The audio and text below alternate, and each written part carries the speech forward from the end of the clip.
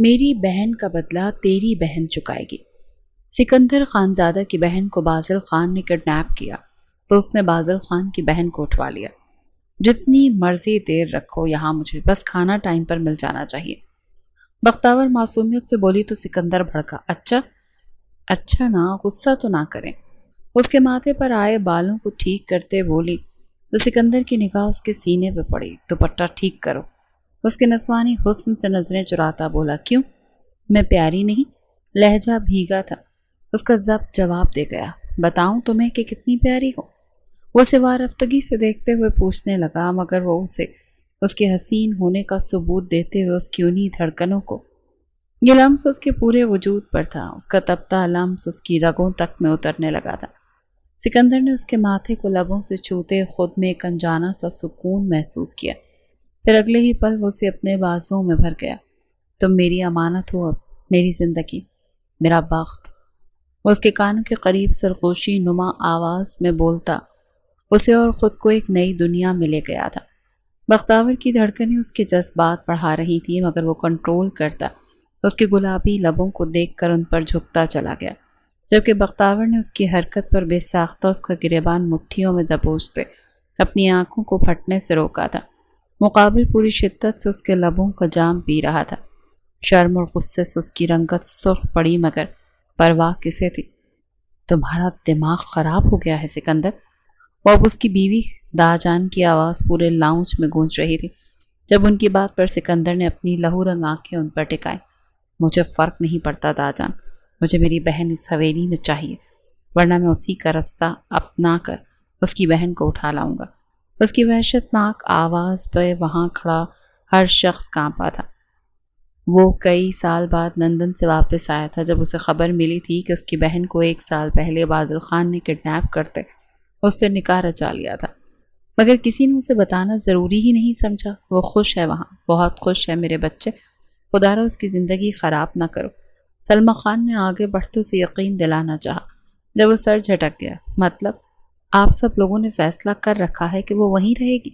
اس نے ایک نگاہ ان سب پر ڈال کر حتمی انداز میں پوچھا، تو سب نے اس بات میں سر ہلایا۔ ٹھیک ہے، رہ لے وہ یہاں، مگر میں بدلہ لیے بغیر سکون سے نہیں بیٹھوں گا، بتا رہا ہوں آپ کو۔ اس نے کاندھے اچکا کر وارن کرنے والے انداز میں بولتے اپنا قدم روم کی جانب بڑھائے، جبکہ باقی سب ان کی دھمکیوں پر اپنا سر پکڑ کر بیٹھ گئے تھے۔ وہ ایسا ہی جنونی اور جذباتی سا بندہ تھا، اس کا دماغ گھوم جائے تو کسی ایک کی نہیں سنتا تھا، اور اب بھی کچھ یہی ہوا تھا۔ خان حویلی رئیس خان کا راج تھا۔ رئیس خان اور المیرا خان نے یہ حویلی کافی سینچ کر بنائی تھی، جہاں وہ خود اپنے ایک بیٹے کے ساتھ رہتے تھے۔ رئیس خان اور المیرا خان کا محض ایک ہی بیٹا تھا، وقاص خان، جو حد سے زیادہ لاڈلا اور سلجھا ہوا انسان تھا۔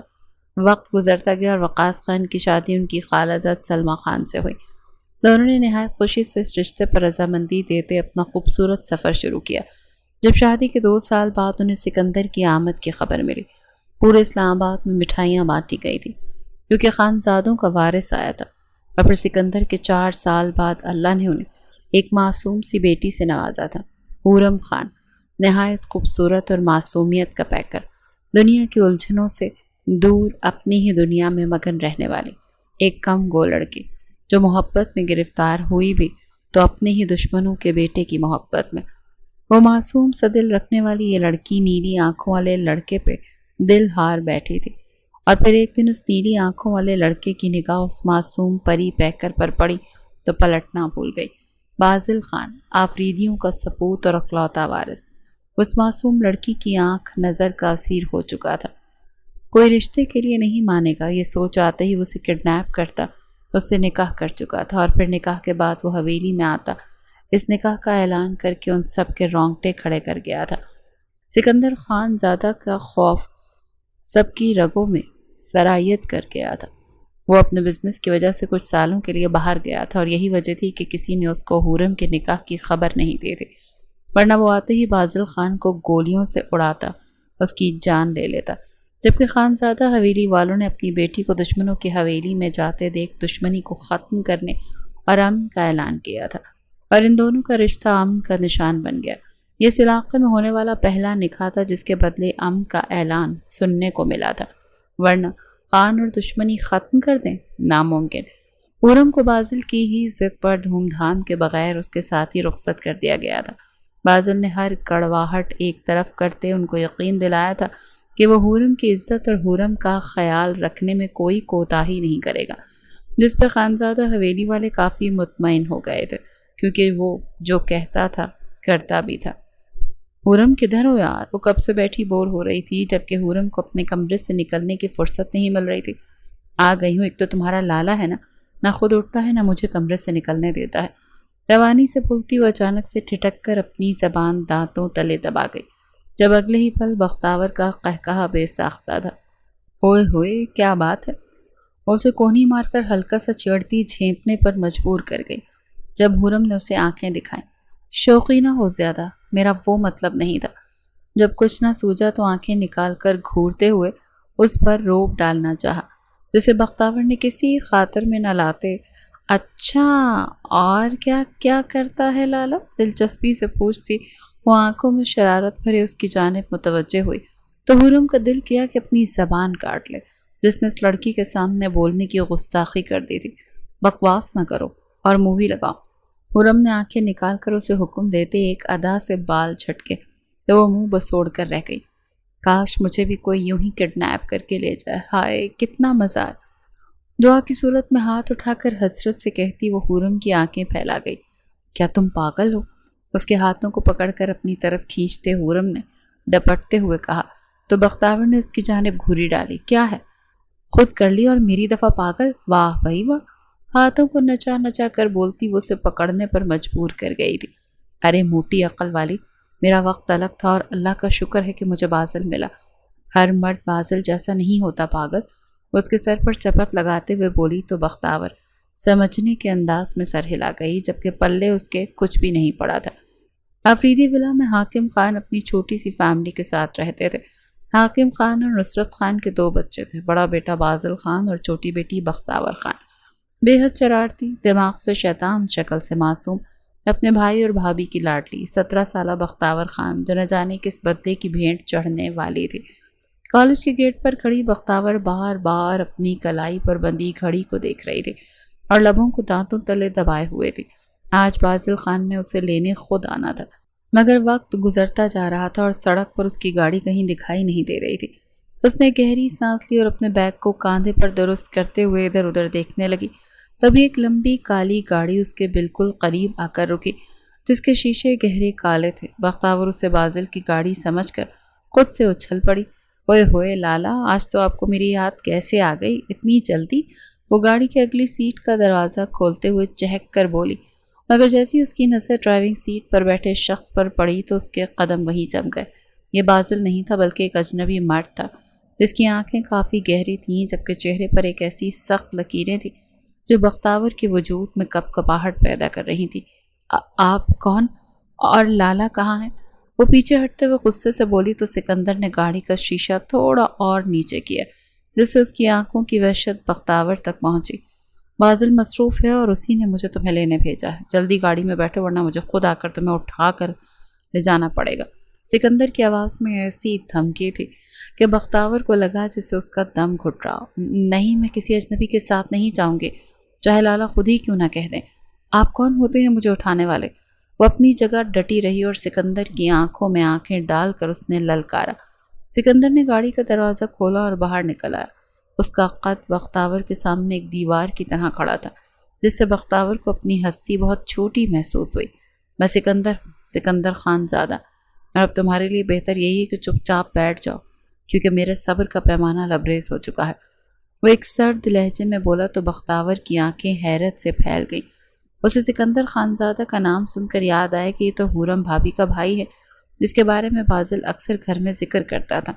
تو آپ ہیں وہ غسیل کینگرو جو خرم کو ہم سے چھیننا چاہتے ہیں؟ اس نے اپنی ہمت جمع کر کے کہا تو سکندر نے گہری سانس لی اور اپنی پیشانی پر ہاتھ رکھا۔ دیکھو بختاور، میں یہاں تم سے بحث کرنے نہیں آیا ہوں۔ بازل نے ہی مجھے بھیجا ہے تاکہ تم خیریت سے گھر پہنچ جاؤ۔ اب مزید ڈرامہ مت کرو۔ وہ تھکے ہوئے لہجے میں بولا تو بختاور نے ایک طنزیہ مسکراہٹ کے ساتھ اسے گھورا۔ اگر لالا نے بھیجا ہے تو وہ خود کیوں نہیں آئے؟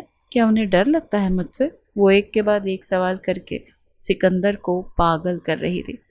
सिकंदर की कनपट्टी की रग फड़क उठी, मगर उसने खुद को काबू में रखा और गाड़ी का दरवाज़ा मजीद खोल दिया।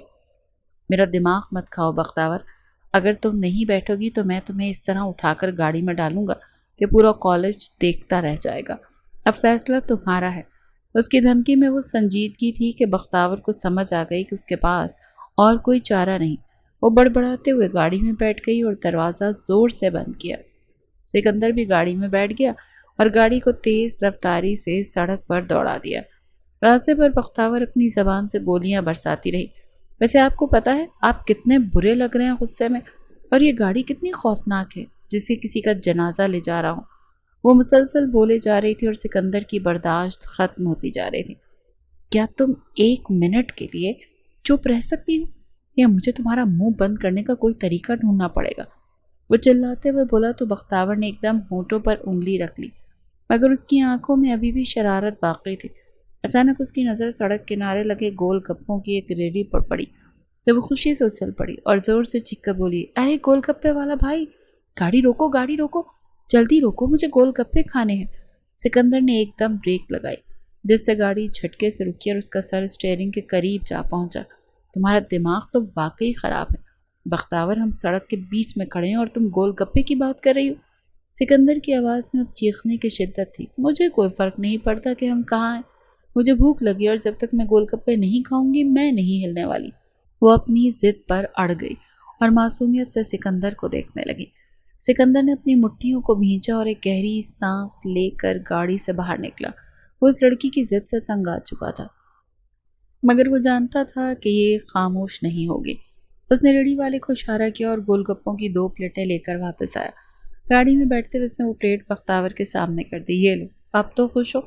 वो गुस्से में बोला तो बख्तावर ने मज़े ले लेकर खाना शुरू कर दिया, मगर एक गोलगप्पा उसने सिकंदर के मुंह के सामने किया। आप भी खाएं ना, अकेले खाने का कोई मज़ा नहीं आता, वो जिद करके बोली तो सिकंदर ने नफरत से उस गोलगप्पे की तरफ देखा। मैं ये सब नहीं खाता, तुम ही खाओ और जल्दी खाओ, सिकंदर ने सख्ती से कहा, मगर बख्तावर ने अपनी जिद नहीं छोड़ी और वो हाथ तब तक वहीं रखा जब तक सिकंदर ने बेजार होकर वो गोलगप्पा खा नहीं लिया। हाय कितना मज़ा आया है ना, वो हंसते हुए बोली तो सिकंदर ने उसे ऐसी नज़रों से देखा कि बख्तावर खामोश तो हो गई, मगर उसके लबों पर एक फातिहाना सी मुस्कुराहट मौजूद थी, क्योंकि उसने पहली बार इस संगदिल इंसान को अपनी बात मानने पर मजबूर कर दिया था।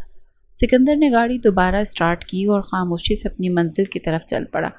उसका दिल अभी भी गुस्से से भरा हुआ था, मगर बख्तावर की इस हरकत ने कहीं न कहीं उसके इंतकाम के इरादों में एक दरार डाल दी थी, क्योंकि ये लड़की अपनी मासूमियत के पीछे एक ऐसी ताकत रखती थी जो सिकंदर जैसे जुनूनी शख्स को भी पिघलाने की सलाहियत रखता था। गाड़ी शहर के शोर-ओ-गुल से दूर एक वीरान और सुनसान से इलाके में बने एक फार्म हाउस के सामने आकर रुकी तो बख्तावर ने बाहर का मंजर देखकर अपनी आंखें सुकेड़ लीं, क्योंकि ये रास्ता तो उसके घर का नहीं था, ना ही उसके कॉलेज का। सिकंदर ने गाड़ी का इंजन बंद किया और खामोशी के साथ बाहर निकला, जबकि बख्तावर की सांसें बेतरतीब होने लगी थीं। कुछ गलत होने का एहसास शिद्दत से हुआ था। वो फौरन गाड़ी से उतरी और सिकंदर के सामने जाकर खड़ी हुई, जिसकी पेशानी पर गुस्से की लकीरें नुमायां थीं, मगर बख्तावर की आंखों में अब खौफ नहीं बल्कि एक अजीब सा इश्तियाल था। ये क्या बदतमीजी है, तुम मुझे घर छोड़ने के बजाय यहाँ क्यों लेकर आए हो? क्या तुमने मुझे किडनैप कर लिया? वो अपनी आवाज़ को बुलंद करते हुए चिल्लाई, मगर सिकंदर ने उसे कोई जवाब नहीं दिया। वो बस पत्थर के मुजस्मे की तरह खड़ा उसे देख रहा था। किडनैप कर लिया है क्या वाकई?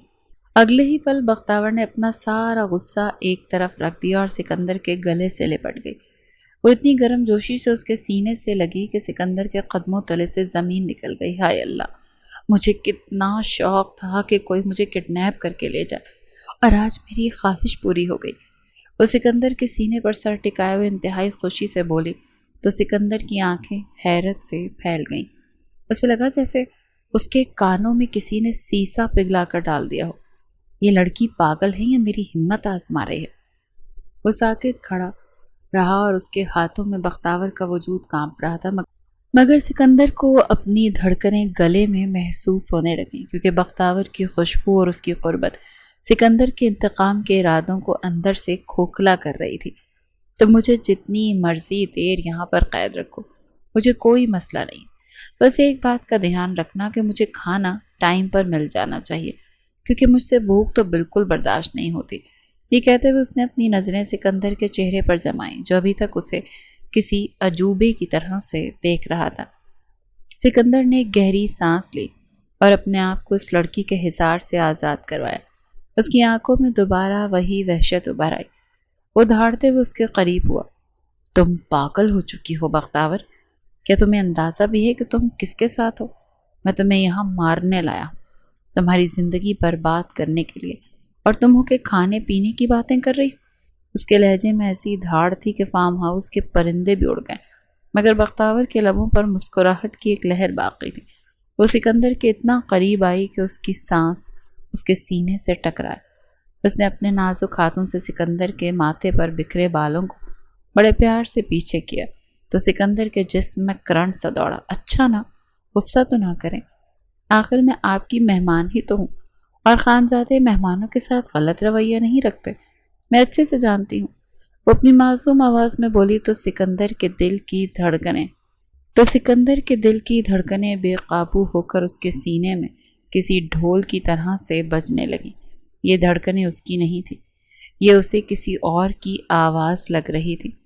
اسے لگا جیسے وہ اپنی ہی کسی جنگ میں ہار رہا ہو۔ سکندر کا ضبط جواب دینے لگا تھا۔ اس کی آنکھوں میں جو انتقام کی آگ تھی وہ آہستہ آہستہ ایک عجیب سی کشش میں بدل رہی تھی۔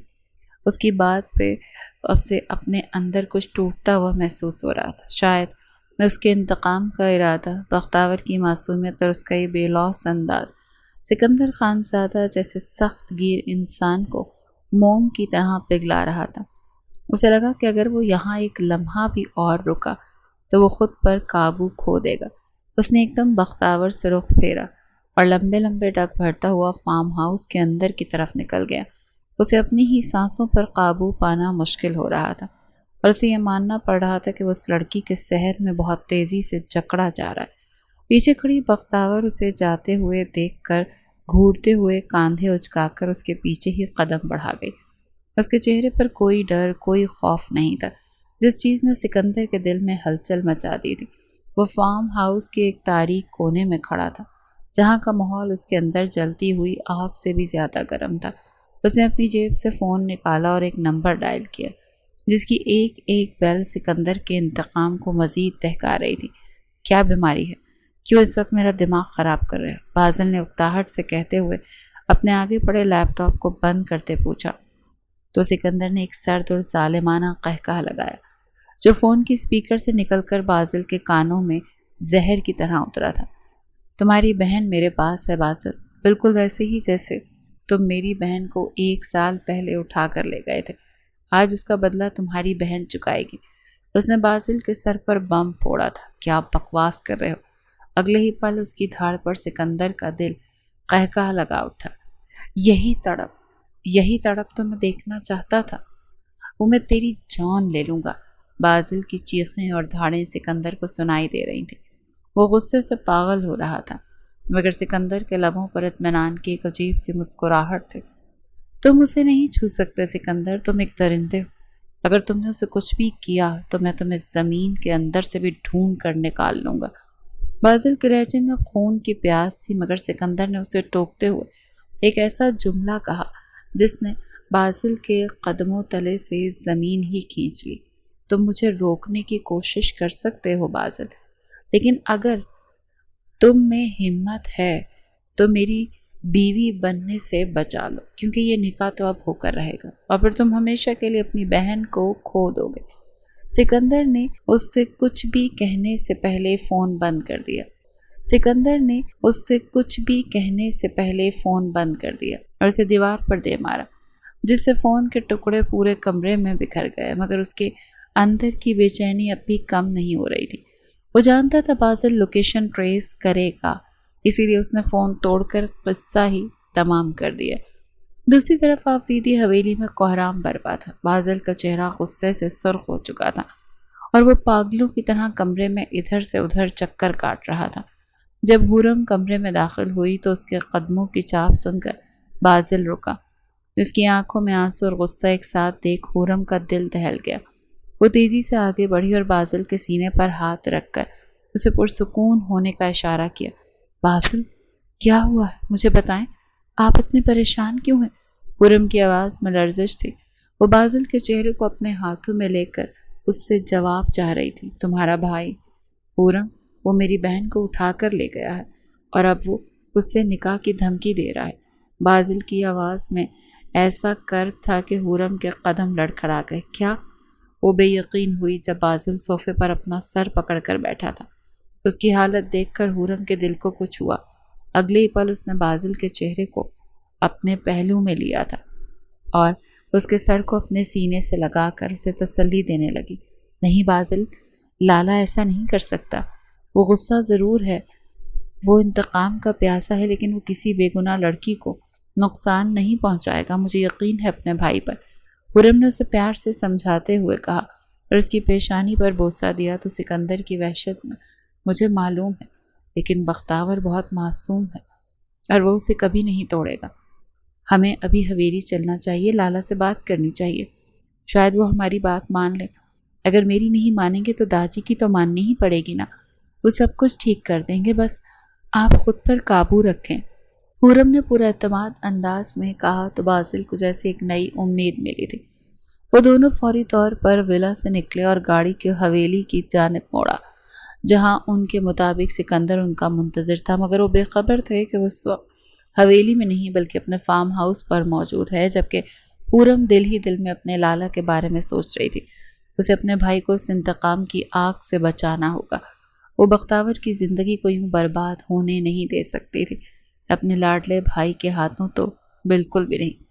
فارم ہاؤس کے بڑے سے ڈرائنگ روم میں شام کا دھندلکا اتر چکا تھا اور کمرے میں موجود بھاری فانوس کی روشنی میں سکندر کے چہرے پر ایک عجیب سی سنگینی تھی۔ بختاور صوفے کے کونے میں سمٹی بیٹھی تھی، مگر اس کی آنکھوں میں ابھی بھی باغیانہ چمک تھی جو سکندر کو ہر لمحہ پاگل کر رہی تھی۔ سکندر نے گہرا سانس لیا اور اپنے کوٹ کی جیب سے ایک چھوٹی سی سیاہ مخملی ڈبی نکالی اور ٹیبل پر دھڑ سے پٹخ دی، جس کی آواز سے بختاور کے وجود میں ایک لہر دوڑی۔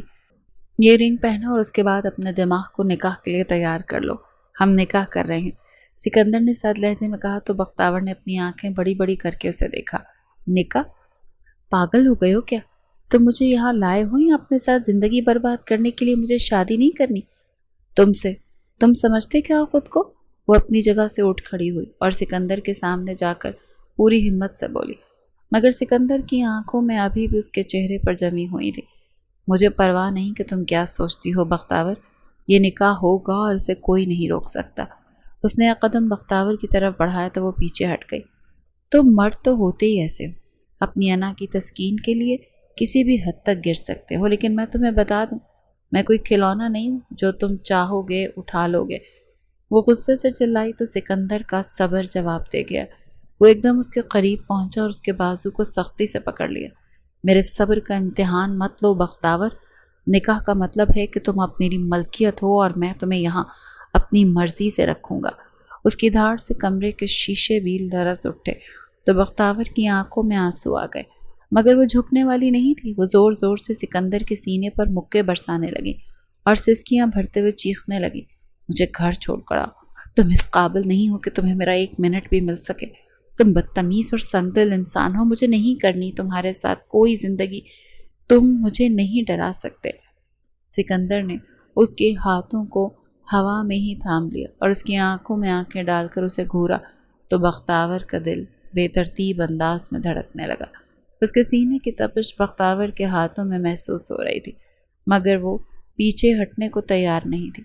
اگر تمہیں گھر جانا ہے بختاور تو نکاح کرنا ہی پڑے گا، کیونکہ ورنہ میں تمہارے بھائی کو اسی وقت گولی سے اڑا دوں گا اور تم کچھ نہیں کر پاؤ گی۔ سکندر نے اپنی آخری دھمکی دی تو بختاور نے اسے نفرت سے گھورا۔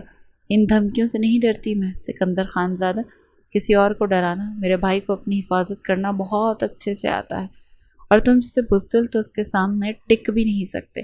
چھوڑ کر آؤ مجھے گھر ورنہ میں تمہیں گولی مار دوں گی۔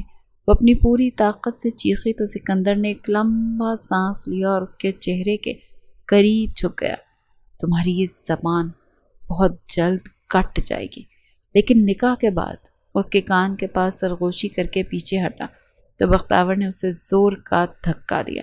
تبھی کمرے کا دروازہ کھلا اور ایک نکاح خواں اور 2 گواہ اندر داخل ہوئے، جنہیں سکندر نے پہلے ہی بلوا لیا تھا۔ بختاور نے انہیں دیکھا تو اس کا رنگ اڑ گیا۔ سکندر، تم یہ نہیں کر سکتے، یہ زبردستی ہے۔ وہ دہائی دیتی رہی مگر سکندر اسے بازو سے پکڑ کر اس کے سر پر دوپٹہ دے کر اس کا چہرہ چھپاتے اسے صوفے کی جانب لے گیا۔ بختاور کی دہائیاں عروج پر تھیں مگر وہ ایک بھی سننے کے موڈ میں نہیں تھا۔ ٹھیک ہے، پھر اڑا دو بازل کی گاڑی کو، اس نے جیسے ہی فون پر دھاڑتے ہوئے کہا۔ اگلے ہی پل بختاور نے اس کا ہاتھ تھام کر روتے ہوئے نفی میں سر ہلایا۔ وہ اپنے بھائی کی زندگی پر کسی قسم کا رسک نہیں لے سکتے تھے۔ اپنے آنسوؤں کو صاف کرتے اس نے سکندر کی جانب نفرت سے دیکھا۔ تمہیں تو میں ایسا ستاؤں گی نا کہ پچھتاؤ گے مجھ سے نکاح کرنے پر۔ وہ سختی سے آنسو صاف کرتے ہوئے دل میں عہد کرتی ہوئی نکاح نامے پر دستخط کر گئی تھی۔ اپنے بھائی کی جان کے بدلے وہ اس ستم گر کے آگے اپنا سودا کر گئی تھی۔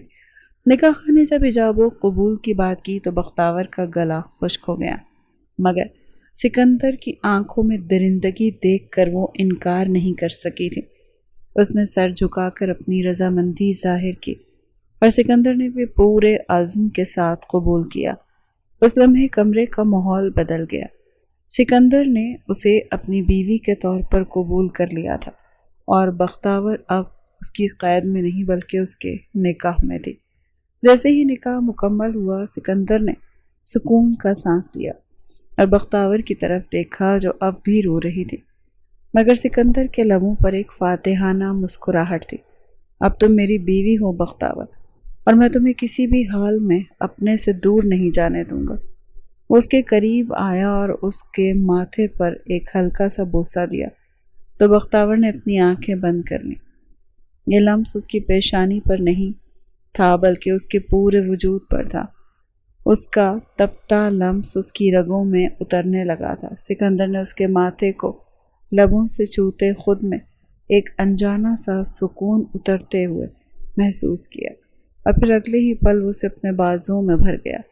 تم میری امانت ہو، اب میری زندگی، میرا بخت۔ اور اس کے کان کے قریب سرگوشی نما آواز میں بولتا اسے اور خود کو ایک نئی دنیا میں لے گیا تھا۔ بختاور کی دھڑکنیں اس کے جذبات بھڑکا رہی تھیں، مگر وہ کنٹرول کرتا اس کے گلابی لبوں کو دیکھ کر ان پر جھکتا، اس کی ہر آواز کو، سانس کی دھڑکن کو خود میں اتارتا گیا تھا، جبکہ بختاور نے اس کی اس حرکت پر بے ساختہ اس کا گریباں مٹھیوں میں دبوچتے اپنی آنکھوں کو پھٹنے سے روکا تھا۔ مقابل پوری شدت سے اس کے لبوں کا جام پی رہا تھا۔ شرم و غصے سے اس کی رنگت سرخ پڑی مگر پرواہ کسے تھی۔ بختاور کی آنکھیں گھومنے لگی تھیں، ایک مدہوشی تھی جو سر پر سوار ہو رہی تھی۔ اسے لگا کہ اگر وہ اب نہ رکا تو وہ اسے روک نہیں پائے گی۔ سکندر نہ چاہتے ہوئے بھی اس نے ایک کوشش کی تھی اسے روکنے کی، مگر مقابل اسے اپناتا ہی چلا گیا۔ فارم ہاؤس سے واپسی کا سفر ایک ایسی خاموشی میں گزرا جس میں ہر لمحہ ایک نئے طوفان کی نوید سنا رہا تھا۔ سکندر کے چہرے پر ایک فاتحانہ سکون تھا، جبکہ بختاور گاڑی کی کھڑکی سے باہر ویرانے کو دیکھ رہی تھی۔ اس کے ذہن میں وہی الفاظ گونج رہے تھے کہ اب تم سکندر خانزادہ کی بیوی ہو، اور یہ حقیقت اسے اندر سے جھنجھوڑ رہی تھی۔ حویلی کے مرکزی گیٹ پر پہنچتے ہی سکندر نے گاڑی کو ایک جھٹکے سے روکا تو باہر سیکورٹی گارڈز کی بھگدڑ مچ گئی، کیونکہ بازل خان پہلے ہی سے حویلی کے مرکزی لان میں حورم کے ساتھ موجود تھا، اور اس کے چہرے پر غصے کے اتنے رنگ تھے کہ کوئی بھی اس کے قریب جانے کی ہمت نہیں کر رہا تھا۔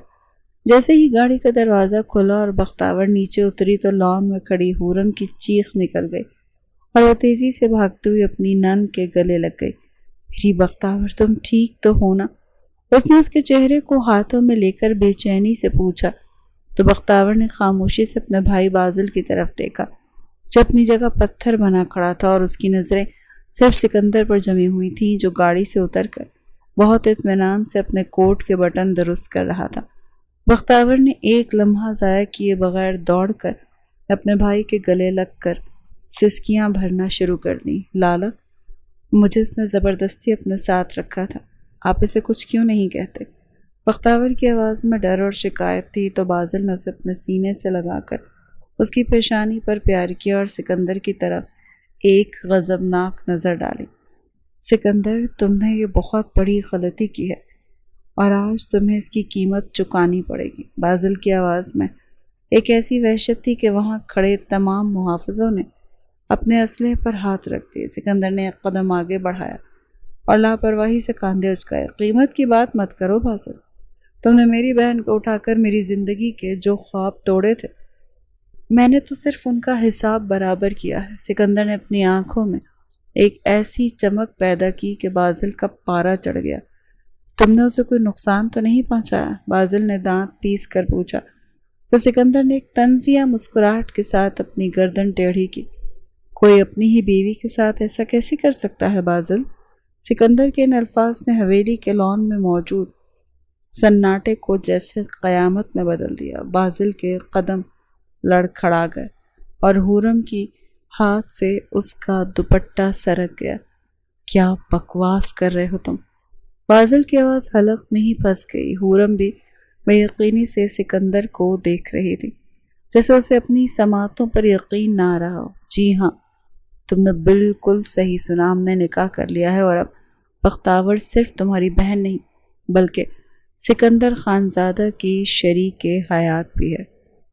سکندر نے بہت سکون سے یہ الفاظ کہے تو بازل نے ایک جست لگائی اور سکندر کا گریبان پکڑ لیا۔ طلاق تو اسے ابھی اسی وقت طلاق دو ورنہ میں تمہیں اسی حویلی میں دفن کر دوں گا۔ بازل کے لہجے میں زہر تھا مگر سکندر نے بھی اس کے ہاتھ پر اپنا ہاتھ مار کر اسے دور دھکیلا۔ اگر تمہیں اپنی بہن اتنی پیاری ہے تو ٹھیک، تم بھی میری بہن حورم کو طلاق دے دو اور ہم دونوں اپنی اپنی بہنیں واپس لے لیتے ہیں۔ دیکھتے ہیں تم کتنا حوصلہ رکھتے ہو۔ سکندر کے اس جواب پر بازل کے ہاتھ ہوا میں ہی ٹھہر گئے، کیونکہ وہ اپنی حورم کو طلاق دینے کا سوچ بھی نہیں سکتا تھا۔ یہ ایک ایسا جال تھا جس میں دونوں کی طرف سے پھنسنا طے تھا۔ تبھی ناؤ سے دادا جان کی بھاری آواز، روبدار آواز آئی جس نے دونوں کو رکنے پر مجبور کر دیا۔ بس کرو تم دونوں، یہ تماشا اب ختم ہو جانا چاہیے۔ دادا جان کی موجودگی سے ماحول میں ایک دم سنجیدگی آ گئی۔ وہ آہستہ قدموں سے چلتے ہوئے دونوں کے درمیان آ کر کھڑے ہو گئے۔ بازل، ابھی بختاور کو اپنے ساتھ لے جاؤ۔ یہ کوئی طریقہ نہیں ہے کہ تم اسے اس حال میں چھوڑ دو۔ ہم خود آئیں گے اور پوری دھوم دھام سے اپنی بہو کو لینے پہنچیں گے۔ یہ رسم و رواج اور ہمیں عزت کا معاملہ ہے۔ دادا نے جب سکندر کی طرف دیکھا تو سکندر نے احتجاج کرنے کے لیے منہ کھولا۔ دادا جان، یہ میری بیوی ہے اور اسے کہیں نہیں جانا چاہیے۔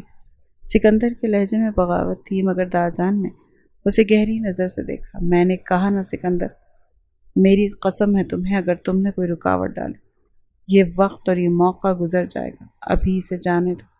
دادا جان کی بات سن کر سکندر نے اپنی مٹھیوں کو اس قدر زور سے بھینچا کہ اس کے ناخنوں کے نشان اس کی ہتھیلیوں میں چبھ گئے۔ وہ بازل کو ایک خونخوار نظر سے گھورتا ہوا واپس اپنے کمرے کی طرف مڑ گیا تھا۔ اس کے قدموں کی دھمک حویلی کی دیواروں کو ہلا رہی تھی۔ پیچھے لاؤنج میں سلما خان نے بختاور کو اپنے پاس بٹھایا، اس کے چہرے پر آئے آنسوؤں کو اپنے دوپٹے سے صاف کیا۔ وہ اس پیاری اور معصوم سی لڑکی کو لاڈ سے دیکھ رہی تھی جس کی زندگی محض ایک بدلے کی نظر ہو گئی تھی۔ دیکھو بیٹا، تم اب بھی ہماری بہو ہو، ہم تمہیں اپنی بیٹی کی طرح رکھیں گے۔ میرے اکلوتے بیٹے کے وجود کا حصہ ہو تم، بالکل بھی مت ڈرنا، ہمیشہ تمہارے ساتھ رہوں گی، ٹھیک ہے؟ سلما خان نے نہایت نرمی سے کہتے اسے اپنے ساتھ لگا کر اس کا ماتھا چوما تو بختاور نے خاموشی سے سر جھکایا۔ اس کا دل خوشی سے بھنگڑے ڈالنے کا کر رہا تھا کہ کم از کم کوئی تو تھا جو اس سکندر کے خلاف اس کے سامنے کھڑا تھا۔ بازل اور حورم نے کچھ ہی دیر وہاں بیٹھ کر صورتحال کو سنبھالا اور پھر بختاور کا ہاتھ تھام کر وہاں سے نکل گئی اور جاتے ہوئے بازل نے ایک بار پھر سے کمرے کی طرف دیکھا جہاں سکندر غصے میں خود کو قید کیے بیٹھا تھا۔ یہ صرف ایک ملاقات نہیں تھی بلکہ خانزادہ اور آفریدیوں کے درمیان ایک ایسا رشتہ بن چکا تھا جس کی بنیاد انتقام پر تھی، مگر اس کی دیواریں اب محبت اور ضد کے سنگ دل راستوں سے گزر رہی تھیں۔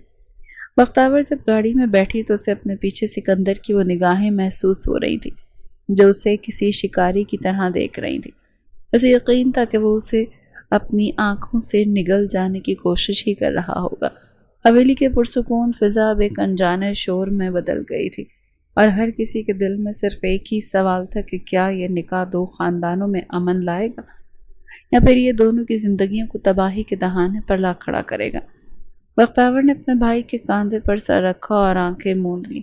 اسے سکندر کی وہ دھمکی یاد آ رہی تھی کہ وہ اب اس کی امانت ہے اور یہ امانت اب سکندر کے انتقام کی گرداب میں پھنس چکی تھی، جس سے نکلنا بختیور کے لیے ناممکن سا لگتا تھا، مگر اس کی ہمت اور اس کی معصومیت نے سکندر کے دل میں جو دراڑ ڈالی تھی، شاید وہ دراڑ ہی ان کے رشتوں کو مضبوط کرنے کی وجہ بننے والی تھی۔ رات کے 12:30 بج رہے تھے اور آفریدی حویلی میں ہر طرف ایک گہری خاموشی چھائی ہوئی تھی، مگر بختیور کی آنکھوں میں نیند کا نام و نشان نہیں تھا۔ وہ اپنے کمرے کی کھڑکی کے پاس بیٹھی چاند کو دیکھ رہی تھی اور اس کے ذہن میں سکندر کے وہ الفاظ گونج رہے تھے جو اس نے نکاح کے وقت کہے تھے کہ اب تم میری امانت ہو۔ اسے محسوس ہو رہا تھا کہ اس کے ارد گرد کی فضا میں ایک عجیب سی گرمی ہے جو کسی کے وجود کی موجودگی کا احساس دلا رہی تھی۔ اچانک کمرے کے دروازے پر ایک ہلکی سی دستک ہوئی اور اس سے پہلے کہ بختیور کچھ پوچھتی دروازہ آہستہ سے کھلا اور سکندر خانزادہ اس کے کمرے میں داخل ہوا۔ اس کی آنکھوں میں وحشتناک شدت تھی کہ بختیور کا دل بے قابو ہو کر دھڑکنے لگا۔ وہ تیزی سے کھڑی ہوئی اور اپنے دوپٹے کو درست کیا جس سے اس کی بے چینی صاف ظاہر ہو رہی تھی۔ تم یہاں کیا کر رہے ہو؟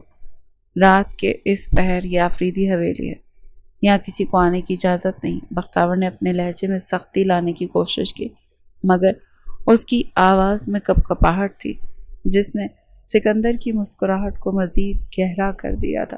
سکندر نے اس کی بات کا کوئی جواب نہیں دیا۔ وہ کمرے کے وسط میں آ کر رک گیا۔ وہ بختیور کی طرف بڑھا جس کی ہر حرکت پر اس کی نظریں جمی ہوئی تھیں۔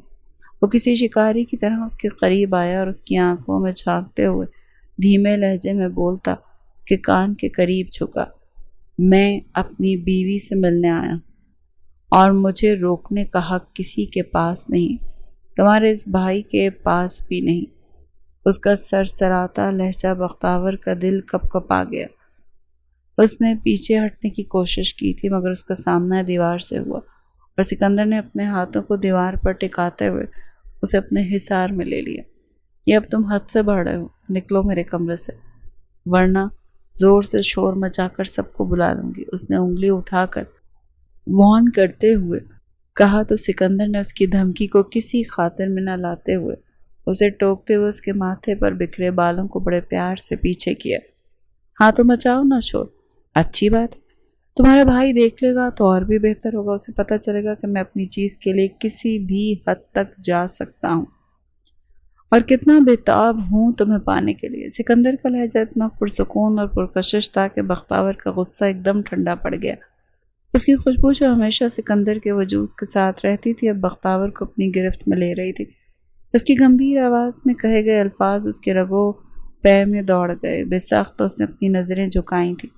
وہ ان آنکھوں کی تاب مزید برداشت نہیں کر سکتے تھے جو اسے کسی خاص چیز کی طرف دیکھ رہے تھے۔ سکندر نے اس کی ٹھوڑی کو آہستہ سے اوپر اٹھایا اور اس کے چہرے کو غور سے دیکھنے لگا۔ وہ اس کی معصومیت اور اس کی اس شوخی کا دیوانہ ہو رہا تھا جو سکندر جیسے سنگدل شخص کو بھی اپنا غلام بنا چکی تھی۔ تم نے مجھے اتنا بے چین کیوں کر رکھا ہے بخت کہ میں اب اپنے انتقام کو بھی بھولنے لگا ہوں، اس نے سرگوشی کرتے ہوئے کہا۔ تو بختیور نے اپنی آنکھیں کھول لیں اور اس کی آنکھوں میں جھانکا۔ کون سا انتقام؟ اپنا سارا انتقام ختم کرو، پھر کروں گی تم سے شادی ورنہ بھول جاؤ۔ بختیور نے اس کے سینے پر ہاتھ رکھ کر غصے سے کہا تو سکندر کے دل کی دھڑکنیں اس کے ہاتھ کے نیچے تیزی سے دھڑکنے لگیں جو اس کی حالت کی گواہی دے رہی تھی۔ اب تو دل چاہ رہا ہے کہ واقعی بھول جاؤں، تمہارے چہرے نے ویسے بھی کہاں کم بخت کچھ یاد رہنے دیا۔ اپنا سر پیچھے کی جانب پھینک کر ہلکا سا ہنسے سکندر نے اسے اپنے بازوں میں بھرا تو بختیور نے سکندر کے گلے میں اپنی باہیں ڈال دیں اور اس کے کاندھے پر اپنا سر ٹکا دیا۔ تم ایسے کر کر کے مجھے پاگل کر رہی ہو۔ اس کی حرکت پر سکندر کے جذبات ابھرنے لگے۔ تبھی اس کے کان میں سرگوشی کرتے ہوئے بولا تو بختیور نے ناک سکوڑا جسے دیکھ کر وہ اس کی ناک پر لب رکھ گیا۔ بہت جلد آؤں گا تمہیں ہمیشہ کے لیے اپنی پناہوں میں قید کرنے۔ اس نے بختیور کے کانوں میں سرگوشی انڈیلی تو اس نے مسکراتے ہوئے اپنا منہ مزید اس کی گردن میں گھسیڑ دیا۔ یہی حرکتیں کر کے تم نے مجھے میرے انتقام سے پیچھے ہٹایا ہے۔ اسے خود میں گھستے دیکھ وہ تعصب سے سر ہلا کر بولا تھا تو بختاور نے سر اٹھا کر اس کی جانب گھور کر دیکھا۔ اس کے گھورنے پر سکندر نے محبت سے اس کے گالوں پر لب رکھے، جس پر وہ جھینپتے ہوئے دوبارہ سے اپنا منہ اسی کی گردن میں چھپا گئی۔ سکندر نے اسے ایک بار پھر اپنی گرفت میں لیا۔ تم میری ہو اور ہمیشہ رہو گی، کسی میں ہمت نہیں ہے کہ وہ تمہیں مجھ سے چھین سکے۔ ایک آخری بوسہ لے کر وہ کمرے سے باہر نکل گیا، جبکہ پیچھے وہ اپنے وجود کو دیکھتی لال ہونے لگی۔ یہ مرد جب اس کے قریب آتا تھا اس کی حالت بگاڑ کر رکھ دیتا تھا۔ ابھی بھی اس کی حالت بری طرح بکھری ہوئی تھی، اسے سدھار کر بھی نہیں گیا تھا۔ وہ بدتمیز نہ ہو تو سر جھٹک کر کہتی، وہ اپنے کپڑوں کو ٹھیک کرتی اپنے بستر کے اندر گھس گئی۔ یہ شخص جاتے جاتے اس کے حواسوں پر نیند بھی طاری کر گیا تھا۔ آفریدی ولا کا مرکزی ڈرائنگ روم آج مہمانوں کی آمد کے باعث سے خاص روب اور وقار کا حامل تھا، جہاں وقاص خان زادہ اپنے والدین یعنی رئیس خان اور المیرا خان کے ساتھ تشریف لائے تھے، تاکہ حرم کی رخصتی کے بعد اپنی بہو بختاور کو گھر لانے کی تاریخ طے کی جا سکے۔ لان کے گیٹ سے اندر داخل ہوتے ہوئے سکندر کی چال میں غرور تھا، اور اس نے سیاہ رنگ کا سوٹ پہن رکھا تھا جس کی شخصیت کی وحشت کو اور بھی نکھار رہا تھا، جبکہ بازل خان اسے اپنے ولا میں استقبال کرتے ہوئے بھی ایسے دیکھ رہا تھا جیسے وہ کسی دشمن کو اپنے گھر میں خوش آمدید کہہ رہا ہو۔ سلام دعا کے بعد جب سب لوگ ڈرائنگ روم میں براجمان ہوئے تو فضا میں ایک بوجھل سی خاموشی تھی، جس کا اندازہ وہاں موجود بزرگوں کو بخوبی تھا، مگر وہ اپنے معاملات کو صبر و تحمل سے چلانا چاہتے تھے۔ سکندر نے صوفے پر ٹیک لگائی اور اپنی نظریں سامنے بیٹھے بازل پر جما دی، جس کے چہرے پر سکندر کی آمد سے خاص طرح کی اکڑ موجود تھی۔ تمہارے ولا میں آنا کسی معجزے سے کم نہیں ہے، شاید اس کا مطلب یہ ہے کہ اب تمہارا انتقام ٹھنڈا پڑ گیا۔ سکندر نے اپنی چائے کا کپ ٹیبل پر رکھتے ہوئے طنزیہ لہجے میں کہا تو بازل نے ایک سرد مسکراہٹ کے ساتھ اپنی گردن تھوڑی سی خم کی۔ تم غلط فہمی میں ہو سکندر، یہ سب صرف ایک رسم نبھانے کے لیے ہے تاکہ بڑوں کے فیصلوں کے مطابق بختاور اپنے آپ کو سنبھال سکے، باقی انتقام تو خون کے ہر قطرے میں زندہ رہتا ہے۔ بازل کی بات پر سکندر کے ماتھے پر بل پڑے تھے۔ اس نے ایٹیٹیوڈ سے اس کی جانب دیکھتے سر جھٹکا، جس کے سب لوگ تعصب سے ان کی جانب دیکھ رہے تھے، جن کی چونچ کبھی بند نہیں ہوتی تھی۔ رئیس خان اور حاکم خان نے ایک دوسرے کو دیکھا اور بزرگانہ شفقت کے ساتھ دونوں کو مخاطب کیا۔ اب جب رشتے جڑ چکے ہیں تو پرانے گلے شکوے ختم ہو جانے چاہیے، اور تم دونوں کو اب ایک خاندان کی طرح رہنا چاہیے، کیونکہ اب دشمنی کا دور بیت چکا ہے اور محبت اور امن کا وقت ہے۔ ان کے کہنے پہ دونوں کے چہروں پر کڑواہٹ گھلی تھی، مگر فی الحال موقع ایسا نہیں تھا کہ انکار کیا جاتا۔ جبھی چاروں ناچار سکندر اور بازل دونوں اپنی اپنی جگہ سے اٹھے اور بزرگوں کی بات مانتے ہوئے ایک دوسرے کے قریب آئے۔ جب وہ گلے ملے تو سکندر کی آنکھوں میں آگ سی تھی جو صرف بازل دیکھ سکتا تھا۔ اپنا بدلہ کبھی نہیں بھولوں گا، یہ یاد رکھنا۔ سکندر کی بات سن کر بازل کے لبوں پر ایک فاتحانہ مسکراہٹ پھیل گئی۔ اس نے اپنی نظریں سکندر کی آنکھوں میں گاڑی تو تم نے میری بہن کے ساتھ کون سا کچھ کم کیا؟ بھولوں گا میں بھی کچھ نہیں۔ وہ کون سا کم تھا؟ دو بدو جواب دیتے اس کا منہ بند کرواتا تھا، جس پر سکندر کو دانت پیس کر پیچھے ہٹنا پڑا۔ دیکھ لوں گا میں، اس نے دھمکی آمیز انداز میں کہا تو بازل کے لبوں پر مسکراہٹ پھیلی۔ ان کے چہروں پر یہ دھیمی سی مسکراہٹ اور خاموش جنگ صرف وہ دونوں ہی سمجھ سکتے تھے، مگر بزرگوں نے ان کی اس سرگوشی کو تعلقات کی بحالی سمجھا اور خوشی کا اظہار کیا تھا۔ ان کے مطابق وہ دونوں سدھر چکے تھے، جو کہ ایک ناممکن سی بات تھی۔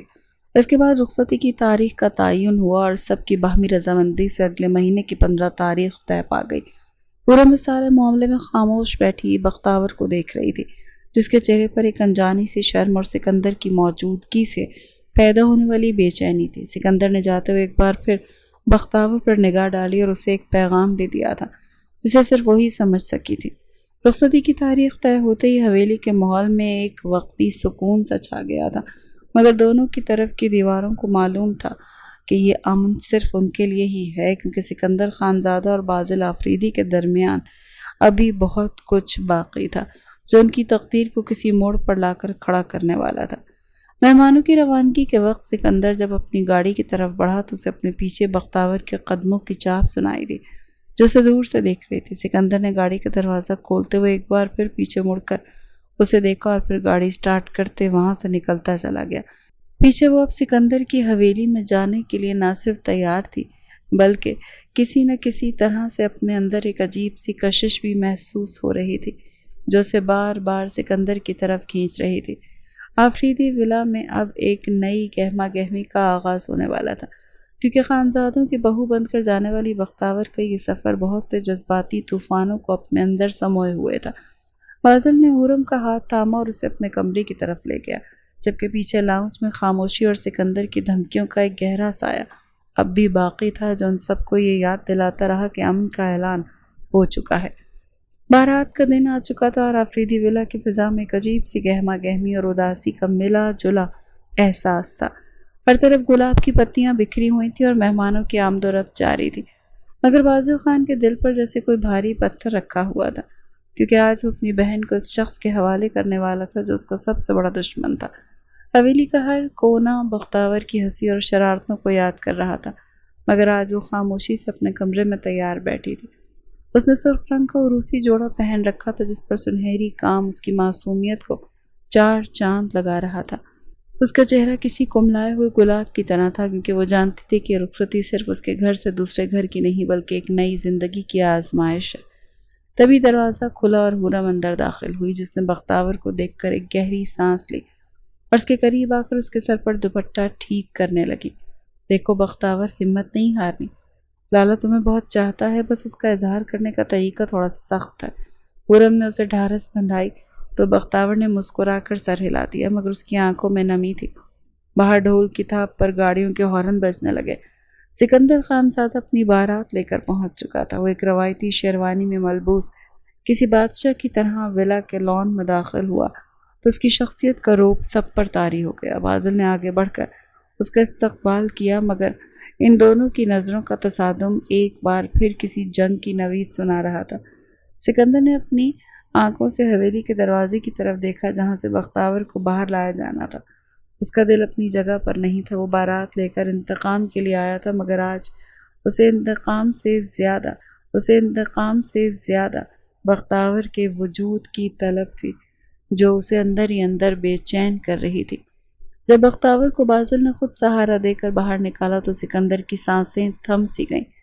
سرخ لباس میں وہ کسی پری پیکر سے کم نہیں لگ رہی تھی۔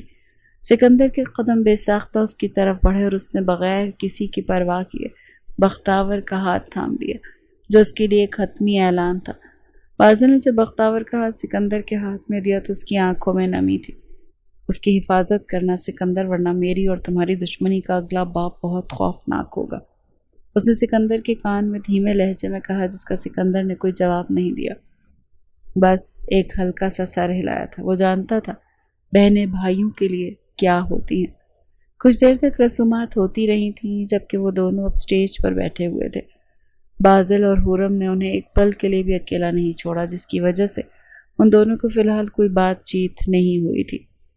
بالآخر رخصتی کا وقت آن پہنچا اور جب سکندر بختاور کو لے کر گاڑی کی طرف بڑھ گیا، یہ لمحہ بہت جذباتی تھا۔ بختاور کی سسکیاں حویلی کی دیواروں سے ٹکرا کر واپس آ رہی تھیں۔ اس نے پیچھے مڑ کر اپنے بھائی بازل اور حورم کو دیکھا جو اسے اشک بار آنکھوں سے الوداع کہہ رہے تھے۔ جیسے ہی گاڑی سٹارٹ ہوئی اور وہ آفریدی ولا سے باہر نکلی، سکندر نے بختاور کی طرف دیکھا جس کا سر جھکا ہوا تھا۔ اس نے اپنا ہاتھ آگے بڑھا کر بختاور کا ہاتھ تھام لیا اور گاڑی کے شیشے اوپر کر لیے۔ سکندر نے اسے اپنی طرف کھینچتے اپنے قریب بٹھایا۔ رو کیوں رہی؟ جب تمہارا دل اداس ہوگا میں تمہیں ملوانے لے آؤں گا، مگر پلیز یہ آنسو تو نہ بہاؤ، یہ مجھے اچھے نہیں لگ رہے۔ اس نے بختاور کے پیٹ پر انگلیاں سہلاتے ہوئے اس کے کان کے قریب جھک کر کہا، تو وہ آنکھیں مونتی اپنا سر اس کے کاندھے سے ٹکا گئی۔ سکندر کی نظر اس کی دودھیا گردن پر پڑی تو اگلے ہی پل وہ گاڑی کو ایک سائڈ پر لگاتا، اس کے نیکلس کو بے صبری سے کھولتا، اس کی گردن کی گہرائیوں میں منہ چھپاتا اسے حواس باختہ کر گیا۔ وہ بنا وقت کا لحاظ کیے اپنی بڑھتی طلب پر گاڑی میں ہی اس سے سکون حاصل کرتا اپنا حق لینے لگا۔ بختاور جو اس افتاد پر بوکھلائی تھی، اس کے مزید آگے بڑھنے پر وہ مدہوش ہوتی اپنا آپ اس کے حوالے کر گئی تھی۔ وہ شاید پہلا دولہا تھا جو اپنی شادی کی پہلی رات اپنا حق راستے میں گاڑی لگائے سنسان سڑک پر لے رہا تھا، صرف اس لیے کہ وہ بے صبرا حویلی پہنچنے تک کا انتظار نہیں کر سکتا تھا۔